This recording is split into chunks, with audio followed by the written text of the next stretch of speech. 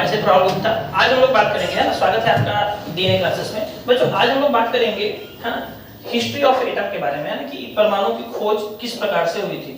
तो देखो, सबसे पहले परमाणु की जो खोज की थी वो किए थे जॉन डाल्टन साहब, है ना। जॉन डाल्टन परमाणु की खोज करता थे 1805 में, है ना। जॉन डाल्टन परमाणु की खोज किए थे। उस समय जॉन डाल्टन ने ये कहा था कि हम परमाणु को काट नहीं सकते हैं, है ना, एटम को हम काट नहीं सकते हैं। इसीलिए एक वर्ड आया था एटीमो। एटीमो का मतलब होता है नॉन कटेबल, ऐसी कोई चीज जिसे हम काट नहीं सकते हैं। लेकिन बाद में परमाणु को काटा गया, इसके अंदर से इलेक्ट्रॉन, प्रोटॉन, न्यूट्रॉन निकाले गए, है ना। तो ये बात सिद्ध होने में कि परमाणु को काट नहीं सकते हैं 50-60 साल लगभग लग गया था। तो तब तक इनको भगवान का दर्जा दिया जाता था। बाद में इन्हीं के एक स्टूडेंट थे, है ना, जिनका नाम था जे थॉमसन, है ना। जे थॉमसन जो है वो इलेक्ट्रॉन की खोज की। कैथोड रेज ट्यूब का प्रयोग करके, कैथोड रेज ट्यूब एक मशीन का नाम है ना, एक ट्यूब का नाम होता है जिसमें इलेक्ट्रॉन की खोज की गई थी। उस ट्यूब से इलेक्ट्रॉन की खोज की गई थी। उस समय इलेक्ट्रॉन का नाम रखा गया था कैथोड रे। इसमें नेगेटिव चार्ज होता है, ध्यान रखिएगा। इसमें कौन सा चार्ज होता है? नेगेटिव चार्ज होता है। कैथोड रेज ट्यूब, है ना। खोज करता कौन? जे थॉमसन, ध्यान रखेंगे। आगे अगर हम लोग बात करें तो देखो ये है कैथोड रे ट्यूब। बाद में उसी कैथोड रे ट्यूब से अंदर में हाइड्रोजन गैस को फिल करके एनोड रेज को खोजा गया था और इस एनोड रेज का नाम पड़ा था बाद में प्रोटॉन। तो प्रोटॉन के खोज करता कौन थे? गोल्डस्टीन। प्रोटॉन के खोज करता गोल्डस्टीन। इलेक्ट्रॉन के जस्ट बाद खोज हुई थी किसकी? प्रोटॉन की, ध्यान रखिएगा ये बात। तो अगर आप अंदर में हाइड्रोजन गैस फिल कीजिएगा, यहाँ पर ये कैथोड रेज ट्यूब है, अगर अंदर में हम हाइड्रोजन गैस फिल करेंगे तो उस समय हम इसको कहेंगे एनोड रेज और उस एनोड रेज को प्रोटॉन कहा जाएगा। अन्यथा हम लोग इसको केवल एनोड रेज कहेंगे, प्रोटॉन नहीं कहते हैं, ध्यान रखिएगा ये बात, ठीक है। आगे हम लोग बात करें तो इसकी जस्ट बात तुरंत परमाणु का पहला मॉडल दे दिया गया था। परमाणु का पहला मॉडल, के परमाणु दिखता कैसा है, वो पहली बार कौन बोले थे? जे थॉमसन बोले थे। बहुत बड़ी मजेदार बात बोली थी उन्होंने समझाने के लिए लोगों को। बोली थी कि तरबूज के समान दिखते हैं। कैसा दिखता है परमाणु? तरबूज के समान। एक सॉलिड गोला है, एक ठोस गोला है। इसमें जो लाल वाला भाग है वो प्लस चार्ज को दिखाएगा, लाल वाला भाग प्लस चार्ज को। और जो भी इसमें बीज हैं, जो इसके बीज हैं, जो बीजा होता है काला काला, जहां तहां हर जगह होता है, वो इलेक्ट्रॉन को दिखाएगा, है ना। ध्यान रखिएगा, देखिए यहाँ दिखाया गया है ना।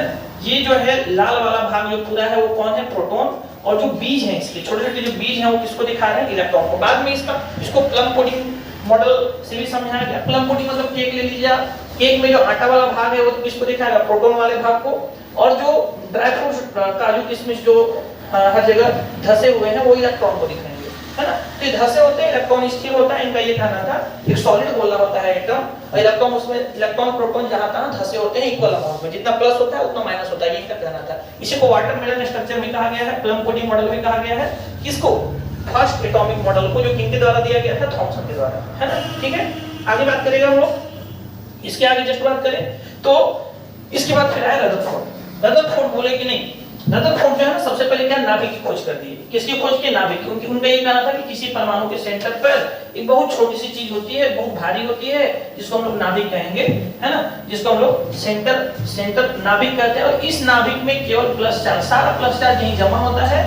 तो हम बोल सकते हैं कि नाभिक की खोज कौन किए थे? नाभिक की खोज किए थे, न्यूक्लियस की खोज किए थे रदरफोर्ड, है ना, अर्नेस्ट रदरफोर्ड। ध्यान रखिएगा, उस समय के बड़े ये अमीर साइंटिस्ट थे। अपने बहुत सारे स्टूडेंट्स, इनके जो बहुत सारे स्टूडेंट थे वो इनका काम करते थे, और वही ये बात खोज करके निकाले इनके गाइडलाइंस में कि बीच में प्रोटॉन्स होता है, जो सारा प्रोटॉन्स एक ही जगह बहुत कम क्षेत्र में बैठा होता है ना। उस एक्सपेरिमेंट का नाम था अल्फा रे एक्सपेरिमेंट, जो क्लास 9th में ही पढ़ाया जाता है, क्लास 11 में ही पढ़ाया जाता है। ध्यान रखिएगा, नाभिक की खोज कौन किए थे? रदरफोर्ड। ध्यान रखेंगे। आगे बात करेंगे हम लोग, तो अगर हम लोग आगे बात करें तो ध्यान दीजिएगा। देखिए रदरफोर्ड बोले थे कि, है ना, रदरफोर्ड। फिर सेकंड परमाणु मॉडल में दिए, ध्यान रखिएगा, सेकंड एटॉमिक मॉडल कौन दिए थे? रदरफोर्ड ही दिए थे। जॉन जे थॉमसन जो बोले तो क्या बोले थे कि इलेक्ट्रॉन जहां तहां धसा होता है, मूव नहीं कर रहा। इनका बोलना था ऐसा नहीं है, प्लस चार्ज बीच में बैठा हुआ है। देखिएगा, प्लस चार्ज बीच में बैठा हुआ है और इलेक्ट्रॉन घूमते रहता है इसके चारों तरफ। इलेक्ट्रॉन जो है घूमते रहता है। 1911 में ये बात बोली गई थी, ध्यान रखिएगा, इलेक्ट्रॉन घूमते रहते हैं जहां तहां, ठीक, चारों तरफ इनके चक्कर लगाते रहते हैं। बाद में इसके बारे में हम लोग बात करें तो सेकेंड मॉडल बहुत हद तक सही था और बहुत सारी बातों को कहा गया, काटा गया। जैसे जे थॉमसन ये बात भी बोले थे अपने परमाणु मॉडल में कि परमाणु ठोस गोला, जैसे तरबूज ठोस गोला होता है। ये बोले कि नहीं, ऐसा नहीं है। परमाणु का अधिकांश भाग खाली है, बीच में प्रोटॉन्स है और कहीं इलेक्ट्रॉन से जो चारों तरफ घूम रहा है, और बाहर के लगभग भाग खाली है। इसीलिए आप आज भी अगर आप परमाणु का द्रव्यमान निकालते हैं तो परमाणु का द्रव्यमान निकाल कर उसका नाभिक का द्रव्यमान निकाल देते हैं। याद कीजिएगा, ए बराबर क्या फॉर्मूला लिखते हैं? ए का फॉर्मूला लिखते हैं P+n, अब P प्लस N, P मतलब प्रोटॉन, N मतलब न्यूट्रॉन, ये दोनों कहाँ पाए जाते हैं? नाभिक में। ये क्या होता है? ये हमारा होता है द्रव्यमान संख्या। और इसी द्रव्यमान संख्या को मतलब मास नंबर बोलते हैं इसको हम लोग। और इसी द्रव्यमान संख्या को अगर हम mu से गुणा कर देंगे तो परमाणु द्रव्यमान आ जाएगा, एक परमाणु का द्रव्यमान आ जाएगा। तो ध्यान रखिएगा, हम लोग किसी परमाणु का द्रव्यमान निकालने के लिए उसके न्यूक्लियस का ही द्रव्यमान निकाल देते हैं तो काम हो जाता है, मतलब भाग का भाग लगभग खाली है, ये मान लिया गया है, ये बिल्कुल सही बात है, ठीक है ना। और आगे हम लोग बात करें तो इसके बाद फिर निल्स बोर आए। निल्स बोर बोले कि इलेक्ट्रॉन जो है वो अलग अलग कक्षाओं में घूमता है। ये बात रदरफोर्ड नहीं बोले थे, ये अलग अलग कक्षाओं में घूमता है। बीच में हमारा नाभिक है, देख सकते हो बीच में नाभिक है, न्यूक्लियस है, जिसकी खोज कौन किए थे? रदरफोर्ड कर दिए थे। इसके बाद अलग अलग हमारा नाभिक है, इसका नाम इन्होंने दिया था, के रखा था, एल रखा था, एम रखा था, एन रखा था, अलग अलग कक्षाओं का नाम दिया था इन्होंने। देखो यहाँ पे लिखा हुआ है के, एल, एम, एन, अलग अलग कक्षाओं का नाम है और इसमें इलेक्ट्रॉन्स घूमते हैं। एक कक्षा में अधिकतम इलेक्ट्रॉन का फॉर्मूला भी इन्होंने दिया 2n²। पहले कक्षा में अधिकतम इलेक्ट्रॉन 2 होंगे, ध्यान रखिएगा। दूसरे कक्षा में अधिकतम इलेक्ट्रॉन 8 होंगे, तीसरे में 18 होंगे, चौथे में 32 होंगे, पांचवें में 50 होंगे। ऐसे करके आप इलेक्ट्रॉन की मैक्सिमम संख्या में निकाल सकते हैं प्रत्येक सेल में, है ना, ध्यान रखिएगा। तो कौन किए? Nils bore. निल्स बोर खोज किए थे किसका? निल्स बोर खोज किए थे कक्षाओं का, ऑर्बिट्स का, ध्यान रखिएगा। इन्होंने ही हाइड्रोजन स्पेक्ट्रम भी दिया है, ध्यान रखिएगा। हाइड्रोजन स्पेक्ट्रम पढ़ाया जाता है, एक बड़ा मजेदार टॉपिक है, 11th में पढ़ाया जाता है हाइड्रोजन स्पेक्ट्रम, है ना। तो हाइड्रोजन स्पेक्ट्रम के बारे में भी इन्होंने बताया था, किसी और लेक्चर में बात की जाएगी हाइड्रोजन स्पेक्ट्रम के बारे में। आगे हम लोग अगर बात करें तो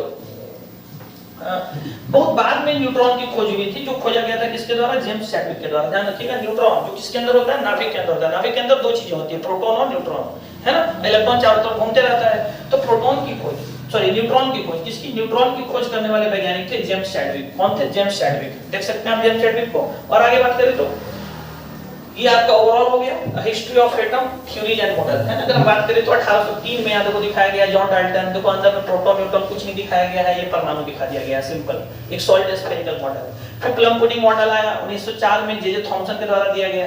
किसके द्वारा? जे थॉमसन के द्वारा दिया गया है कि प्लस माइनस जहां तहां धसे हुए हैं बीज, लाल भाग जो होता है वो तरबूज का लाल भाग प्लस को दिखाता है और बाकी जो बीज होते हैं वो माइनस को दिखाते हैं। फिर रदरफोर्ड आया 1911 में, बोले कि नहीं ऐसा नहीं है, सारा प्लस एक ही जगह बैठा हुआ है, इलेक्ट्रॉन चारों तरफ उसके घूम रहे हैं। यहाँ स्टेशनरी था इलेक्ट्रॉन, यहाँ इलेक्ट्रॉन रुका हुआ था, इलेक्ट्रॉन रुका हुआ नहीं है, ध्यान रखिएगा। तो ये रदरफोर्ड बोले इलेक्ट्रॉन रुका हुआ नहीं है। निल्स बोर बोले कि नहीं, अलग अलग कक्षाओं में इलेक्ट्रॉन घूमता है, अलग अलग कक्षाओं में इलेक्ट्रॉन घूमता है, ध्यान रखिएगा। उन कक्षाओं का नाम दिया इन्होंने के, एल, एम, एन, मतलब अलग अलग एनर्जी लेवल इन्होंने बांट दिया। अब बाद में फिर एक श्रोडिंगर आए थे 1926 में, जो इनकी अंतिम थ्योरी होती है, इन्होंने इलेक्ट्रॉन को वेव मान लिया। इन्होंने इलेक्ट्रॉन को वेव मान लिया और ये बोला कि इलेक्ट्रॉन वेव की तरह इसके चारों तरफ ऐसे ऐसे घूमते रहते हैं, वेव की तरह, है ना। इन्होंने क्या बोला था कि इलेक्ट्रॉन एक वेव है, पहली बार श्रोडिंगर बोले थे कि इलेक्ट्रॉन एक वेव है ना, ध्यान रखिएगा। तो ये पूरा डाटा है ना, किस प्रकार से हिस्ट्री ऑफ एटम दिया गया है। चलिए